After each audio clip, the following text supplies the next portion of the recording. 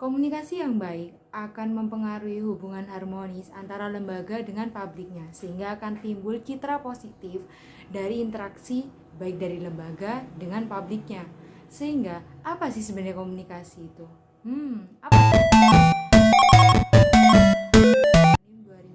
2021-37. Di sini saya akan menganalisis video tentang komunikasi dalam public relation. Apa sih sebenarnya komunikasi itu? Komunikasi adalah proses interaksi antara dua orang atau lebih, dari seseorang ke orang lain, dari lembaga ke orang lain, dari lembaga ke lembaga lain, untuk menyampaikan suatu informasi atau suatu pesan. Komunikasi ini sangat memiliki peranan penting.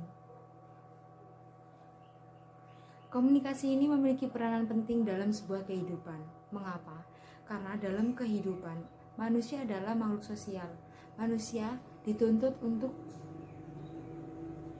bisa bersosialisasi dengan lingkungannya, sehingga dibutuhkan proses interaksi satu dengan yang lain. Dalam proses interaksi inilah komunikasi bisa terjalin. Komunikasi yang baik akan menghasilkan feedback yang baik. Sama halnya seperti sebuah lembaga. Jika sebuah lembaga bisa berkomunikasi baik dengan publiknya, maka akan menghasilkan citra positif dari komunikasi ini.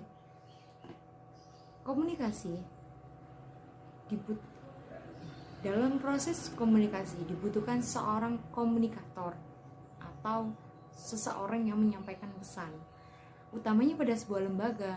Mengapa?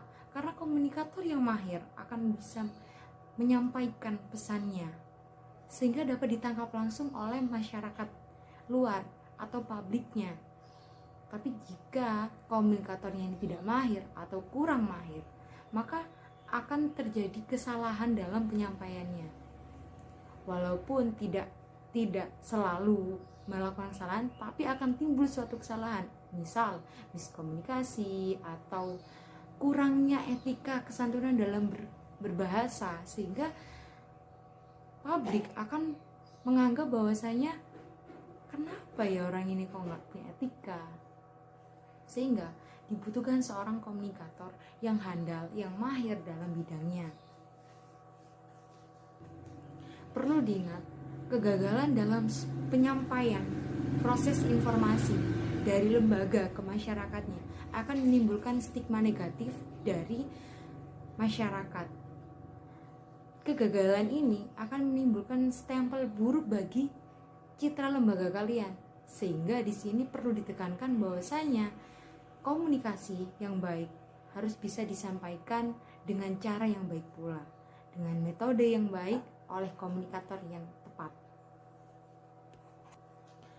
Dalam komunikasi ini sebenarnya banyak sekali manfaatnya, seperti meningkatkan kualitas hubungan dengan masyarakat, kualitas lembaga kita.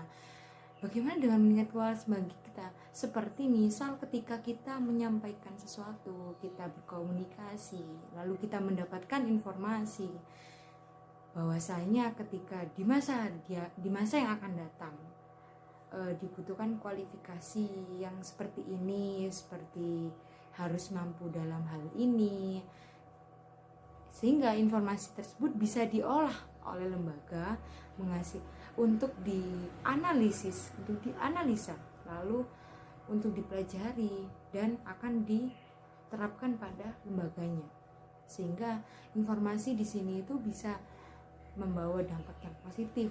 Lembaga dituntut untuk harus selalu mengedepankan komunikasi dua arah dalam memenuhi ekspektasi publik, baik internal maupun eksternal, sehingga mendapatkan informasi yang berimbang dengan model komunikasi dua arah.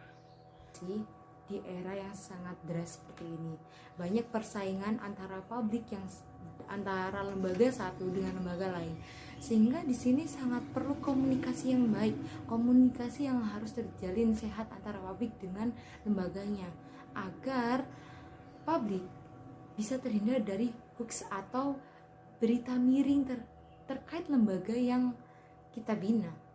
Sehingga di sini peran public relation sangat penting untuk menjaga keharmonisan hubungan antara lembaga dengan publiknya.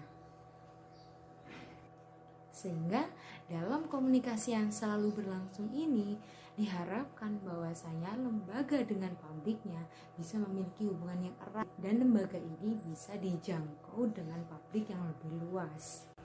Komunikasi dibagi menjadi dua, yaitu komunikasi primer dan komunikasi sekunder. Apa sih keduanya itu? Komunikasi primer adalah komunikasi dua orang atau lebih dengan menggunakan lambang sebagai media. Apa ya lambang? Bukan lambang negara ya.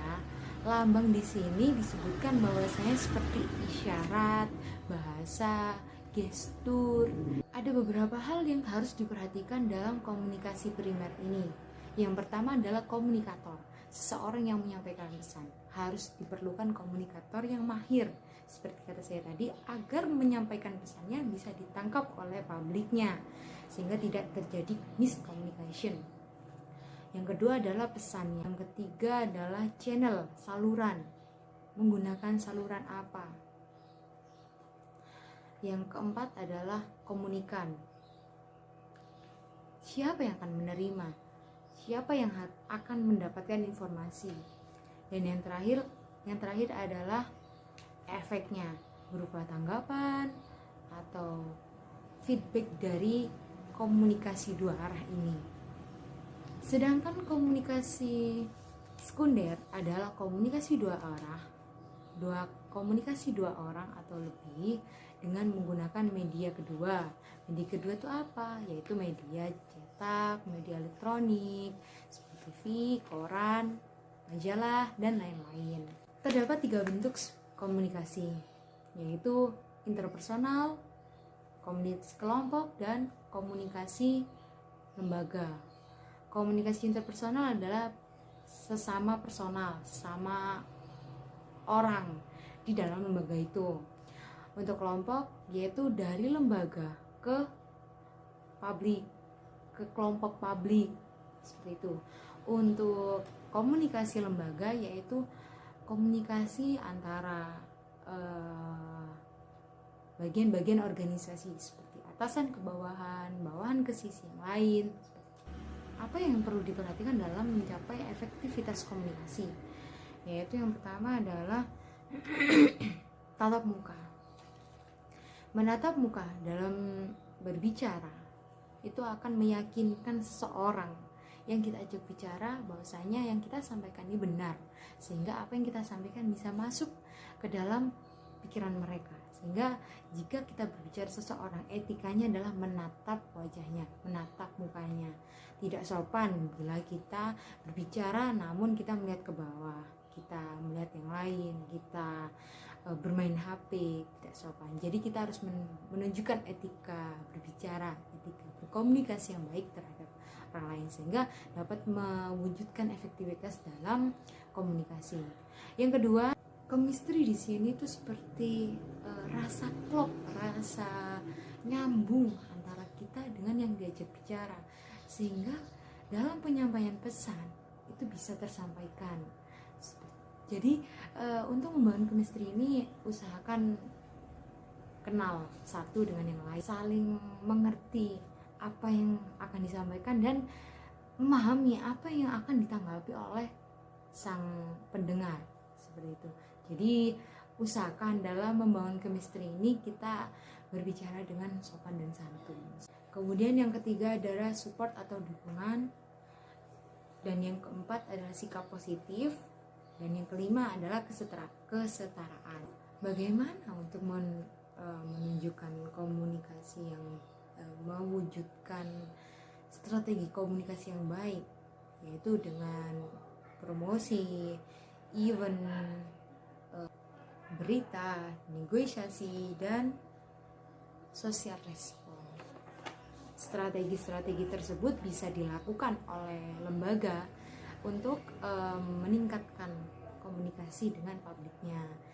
Strategi itu bisa dipilih, mau memilih strategi yang apa yang sekiranya cocok, yang bisa dilakukan oleh lembaga dengan publiknya, sehingga dipikir bahwasanya diharapkan publik bisa menerima apa yang akan disampaikan oleh lembaga yang tadi. Sehingga dapat disimpulkan bahwasanya public relation adalah kegiatan yang pada dasarnya mengarahkan organisasi untuk memperoleh pengakuan dari publik. Lebih lanjutnya, public relation mengupayakan gerak langkahnya untuk membentuk opini publik yang menguntungkan bagi lembaga, yang nantinya akan membentuk citra bagi lembaga tersebut dari opini publik. Sehingga di sini public relation membutuhkan komunikasi. Public relation akan senantiasa selalu membuka pintu feedback bagi para publiknya, sehingga publik bisa bebas menyampaikan apa yang diinginkan dan apa yang menjadi keluhan. Dari respon ini, dari feedback yang disampaikan ini dapat menjadi suatu yang nantinya akan dievaluasi, dianalisis, dan ditindaklanjuti. Public relation juga akan senantiasa melakukan evaluasi agar pendapat dari publik bisa tetap terkontrol dengan baik. Sekian dari saya, mohon maaf bila ada salah kata dan perbuatan. Semoga apa yang saya sampaikan bisa diterima dan bisa bermanfaat bagi saya utamanya dan bagi kalian yang mendengarkan. Terima kasih. Wassalamualaikum warahmatullahi wabarakatuh.